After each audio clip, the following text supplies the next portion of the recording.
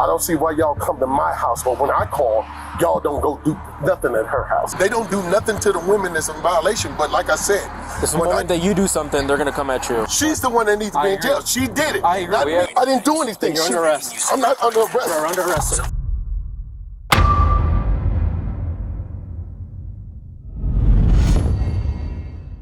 What happens when you do everything right and still end up surrounded by cops? What if following the court order is the very thing that puts you in danger? And at what point does a system meant to protect children turn against the parent obeying the law?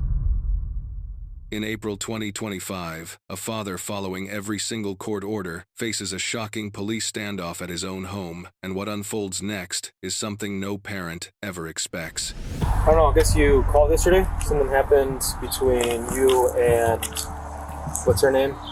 Whatever, okay. We're supposed to pick up the child? I'm picking up my child. I don't have to give y'all my child. Okay, well I guess there's like some kind of court mandate in place? Listen, I'm gonna state this and I'm gonna state this one time only. Okay? Please don't touch my phone. If a person violates the court order, correct? Then they are liable. I don't see why y'all come to my house when it's call y'all, but when I call, y'all don't go do nothing at her house. Officers arrive unannounced at the father's home, no warning, no explanation, walking straight into a custody dispute, already messy, already volatile, and already stacked with repeated legal violations. Right away, the tension is thick. One wrong word here, and everything could spiral. I have no idea what happened. I don't give a f. That's what the rules are, and that's how y'all been playing. Do not come to my property. Stay away from my property. This is private property. Do not come on my land. Nothing. Don't come here about this bitch. This bitch, whatever she files, see her in court. That's all she can do. I wouldn't give y'all my child, my life or your life, depending on it. No, I'm not. I'm not here to get your child. I'm just here to see that the mother comes and picks up the child. She can't come to my house. The father calmly spreads court papers and message logs across the table, receipts on full display, missed pickups, ignored court orders, dates don't lie. And now the question hangs heavy. If the proof is this clear, why are the cops here? If she comes to my house, I'll split her shit. When we are here... She can't come to my property. That's part of the court agreement. No, it ain't. No, it ain't. The court agreement is the bitch was supposed to pick my child up on Sunday. She went on vacation and violated the court order. I don't owe her anything. I would not have my child if she would have obeyed the court order. And y'all know that. So guess what? You're not coming to my home. You're not coming to my home. I'm not asking to come into your home. I'm just asking to talk to you. Well, you talk to me and that's it. I went to 7th District. I filed a report on her for abandonment. Mm-hmm. I gave the officer when they called. I gave them the police report. Do you want to see it? Yeah, absolutely. Okay, stay here. Message by message, report by report, a pattern jumps out, and it's not subtle. The father followed the rules to the letter. Meanwhile, the mother blew past court orders like they didn't exist. So here's the real fear. Does the truth even matter right now? Where can we meet to pick up Jada? Eat it. That's what you can do. You'll never get my daughter as far as I got her.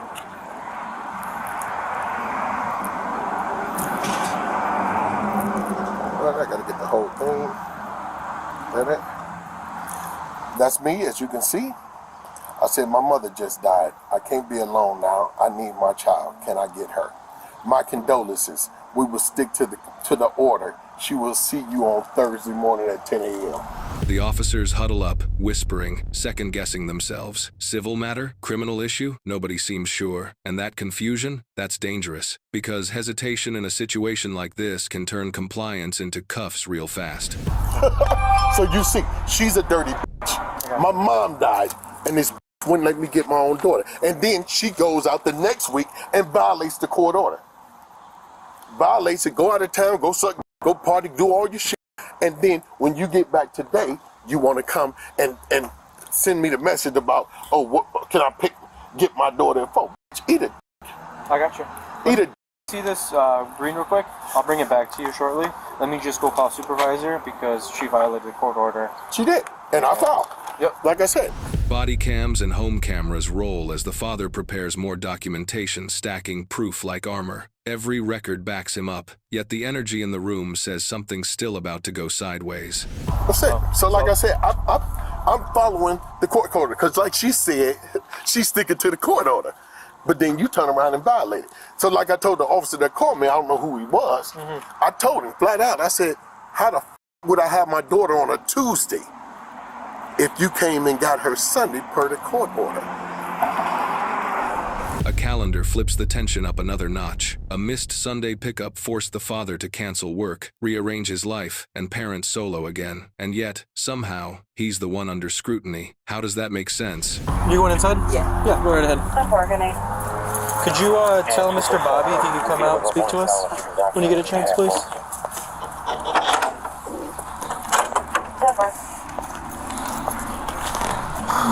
Because we can't go past the fence line. You know that, right? We can't go past the fence line. Unless, obviously, when we're taking him into custody, we can, but... A moment later, Bobby returns. Thank you for your patience, sir. I appreciate it. We'll give this back to you. So this is where we're at. I just spoke with my supervisor. He said that everything you're doing is right. You went and got it submitted. You got everything done. Did you do a petition to like report her to the court system? The officer, CeeLo, he said they were sending it to the DA or whatever. Yeah. And then I don't know the system. Yeah. All I know is I was supposed to report it and I did that. Yeah, no, absolutely. You did the So right thing. do I need to do something else? On the same day he's dealing with this chaos, the father is mourning his own mother's death, grief stacked on pressure, pain stacked on responsibility. Still, he stays locked in protecting his child and following the law to the dot. But how much can one person take before something breaks? I just spoke to the supervisor. She's in violation, 100%. There's no questions, no ifs or ands or buts around that. She's in violation, but right now, you've done everything right. You've reported it. I don't know what your intentions are, if you want to get her arrested, if you want to get her... I would like her arrested. You like her arrested? Yes. And then if you would like full custody of your child, I don't know what your situation is on that.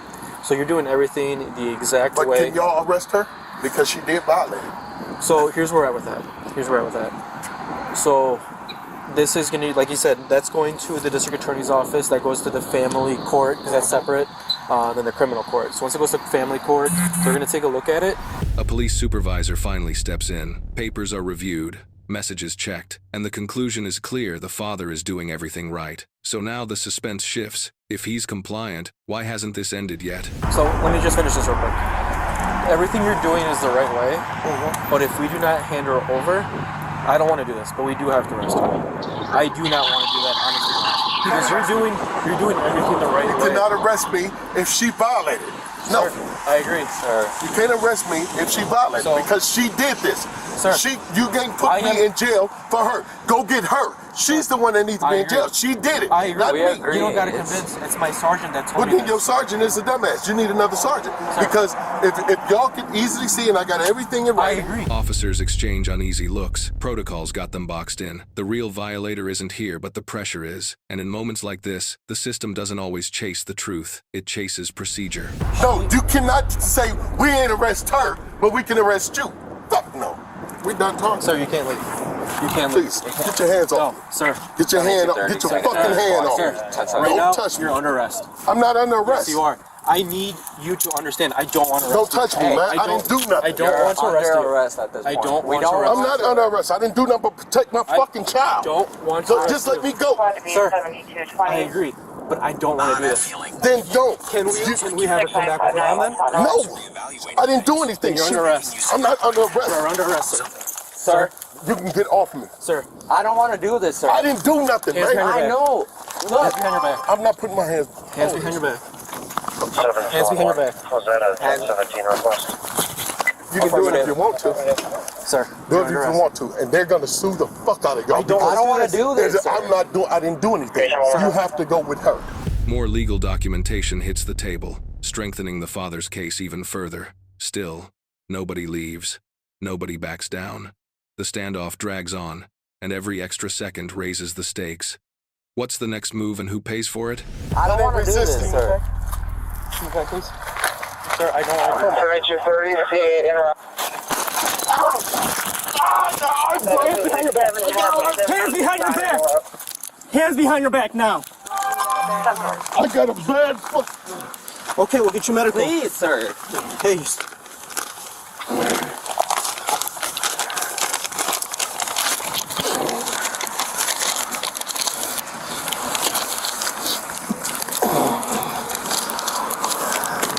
Can I get your hands behind your back? Please, sir. I didn't do nothing. No, do not put it down. Just keep it in your hand. Is that her? Help me! Help me! Every timestamp, every report, every receipt confirms it. Court orders followed. No shortcuts taken. Officers hesitate, trapped by rules that don't fit reality. And right here, the cracks in the system are impossible to ignore. Squad, slow down. All right, roll to the side. We're gonna help you sit up from here. Look at things are right. Take my papers up, George. Okay. 7220. Can we get more? The supervisor admits it straight up. The father is compliant. But then comes the warning. Procedural limits might still force action. That's the nightmare scenario. Doing everything right and still losing. We'll walk over to our squad. We'll walk over here. Okay. We go over here, sir? I need a moment. You need a moment? Hit me with a fucking taser. Yeah. 74 Texas Street. Slow down. Y'all had them in custody too. They did. Okay, you did. They did. Okay, all right. They hit me with a fucking taser, but they sit here and tell me. Conversation goes nowhere. Logic clashes with red tape. Tension spikes. Voices tighten. And now the fear isn't about paperwork, it's about how far this situation could escalate if someone makes the wrong call.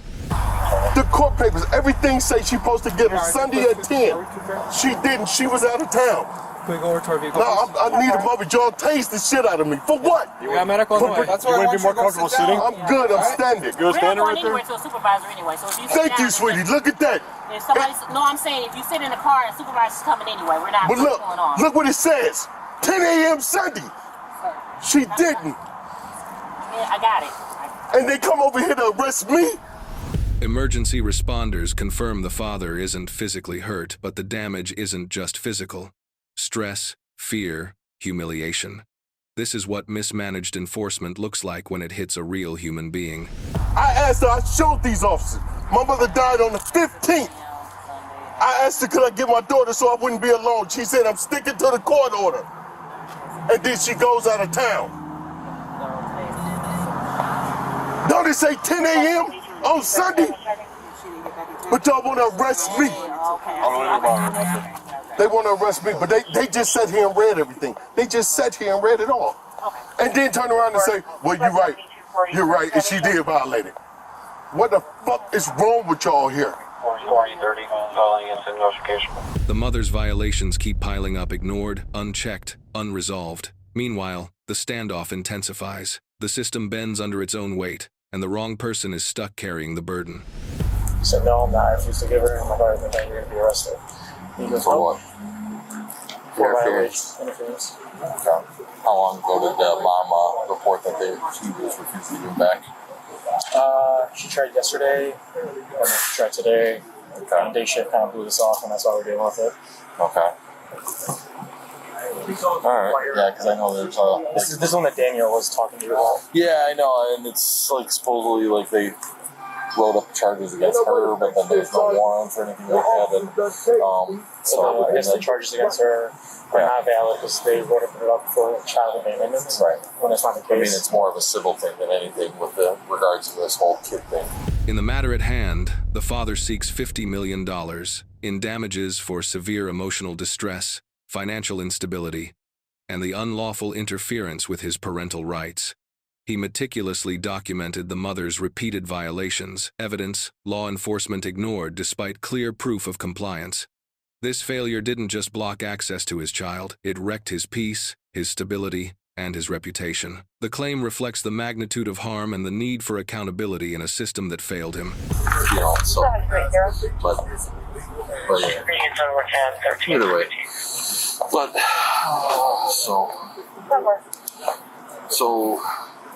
so you basically, you went to go put hands on, he pulls away and starts tensing up. Sorry. Multiple times. He stated he was gonna fight us. Okay. And indicated he was going to fight. So, And at which point he was also trying to go back inside his house. okay. And at which point I deployed the taser Okay. to bring him. And is that what got him on the Yeah, I told him multiple times. As I was taking him to the ground. Okay. All right. Pulling back, one away. You're recording. All right. Well, and that's just it. Hours crawl by. The father waits calm but cornered while officers pace back and forth. This is the gray zone where civil violations crash into criminal enforcement, and nobody seems sure where the line actually is. The standoff ends with a brutal lesson. Even perfect compliance doesn't guarantee protection when enforcement breaks down. But documentation, discipline, and knowing the law remain the strongest shield a parent has when the system starts working against them.